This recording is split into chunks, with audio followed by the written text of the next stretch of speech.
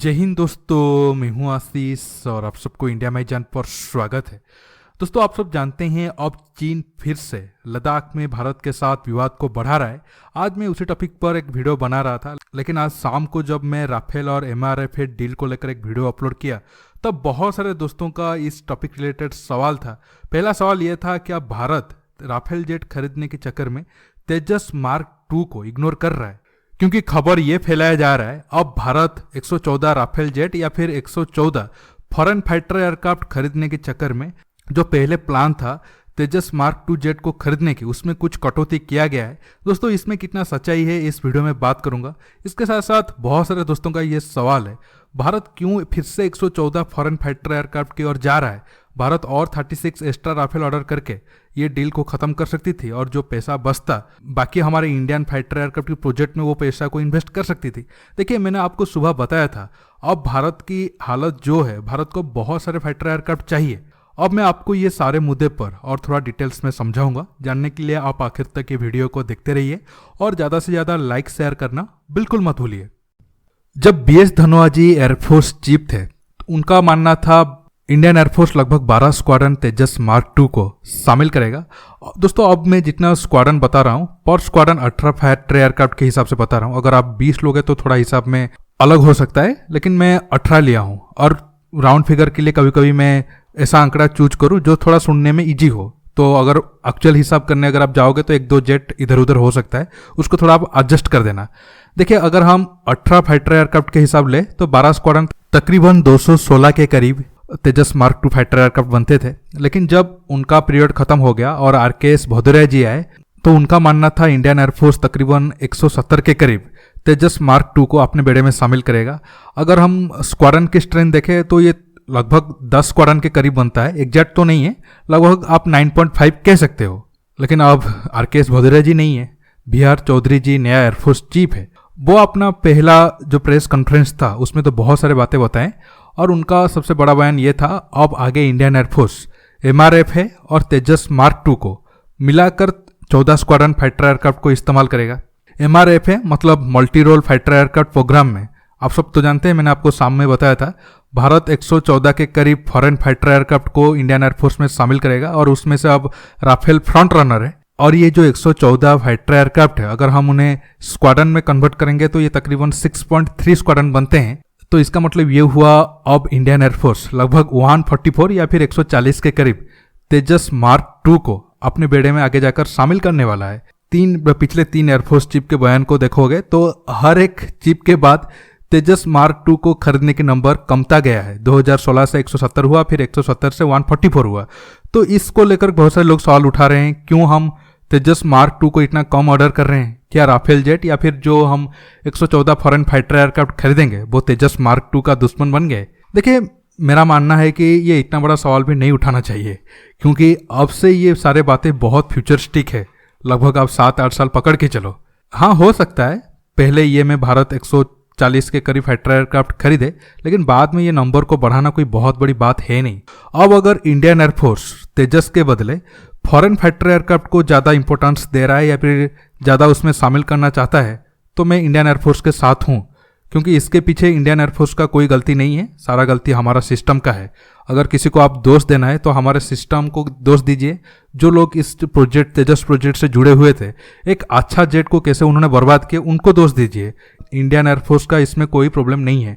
क्यों, मैं आपको आगे बताता हूँ कैसे। तेजस जेट एक अच्छा जेट होने के बावजूद, उसका फास्ट फ्लाइट टेस्ट बहुत पहले हो जाने के बावजूद ये प्रोजेक्ट को ऑर्डर देने में या फिर उसे ग्राउंड में उतारने में बहुत देरी किया गया। और ये सबके लिए इंडियन एयरफोर्स बिल्कुल भी जिम्मेदार नहीं है। अगर आप इंडियन एयरफोर्स की साइड से देखते हो, अब भी हमारे जो पायलट है वो MiG-21 जैसे पुराने फाइटर एयरक्राफ्ट को उड़ाने के लिए मजबूर है।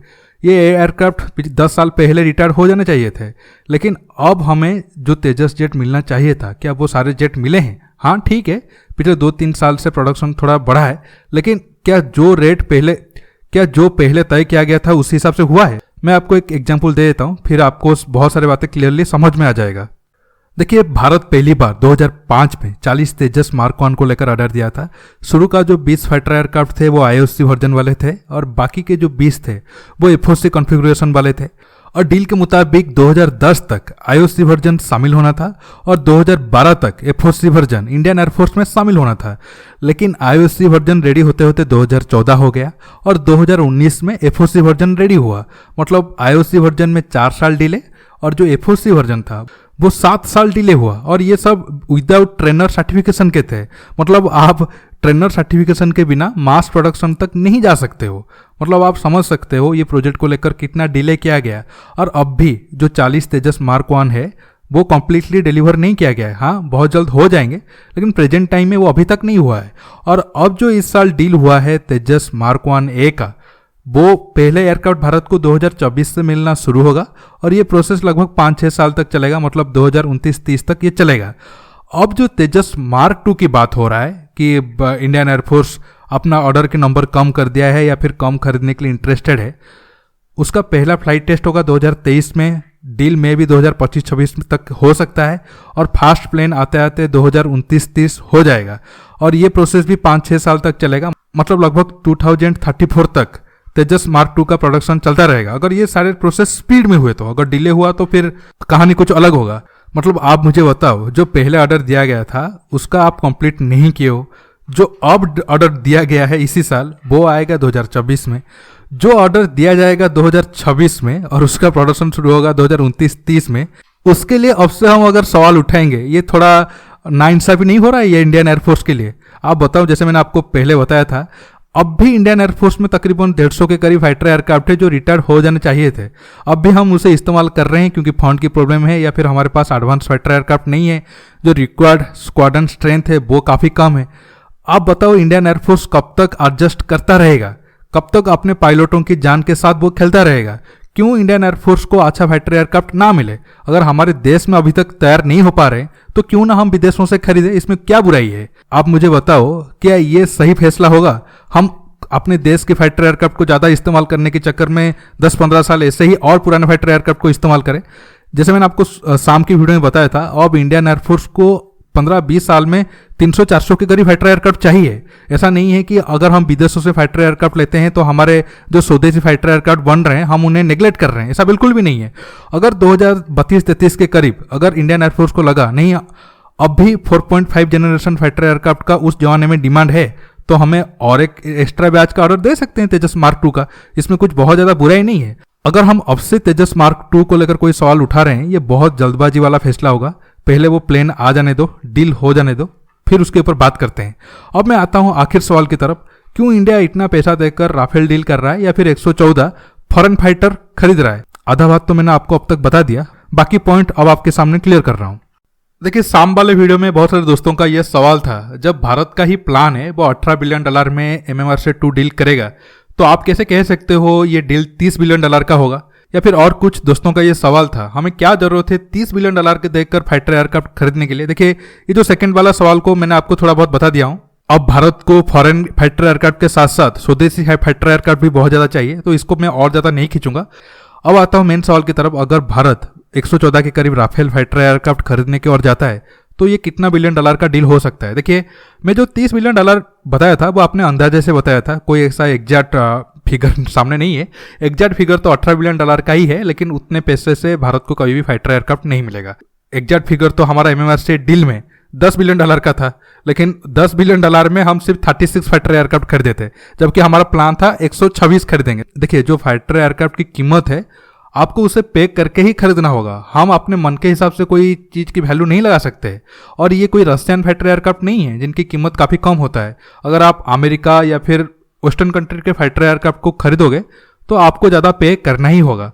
मैं 30 बिलियन इसलिए बोला था, हम पहले 36 राफेल तकरीबन $10 बिलियन से खरीदे थे। एग्जैक्ट अगर जाए तो $9.4 बिलियन बनता है।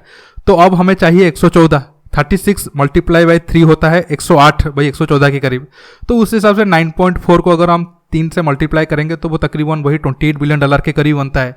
और अब जो पुराना राफेल था वो F3 स्टैंडर्ड का था, अब जो नया आएंगे वो F4 स्टैंडर्ड के आएंगे। इस वजह से प्राइस तो पुराने से ज़्यादा होगा ही होगा। इसलिए मैंने एक मतलब राउंड फिगर के लिए आपको $30 बिलियन बताया था। अगर आप फाइनल डील होता है तो $5 बिलियन कम ज़्यादा हो सकता है।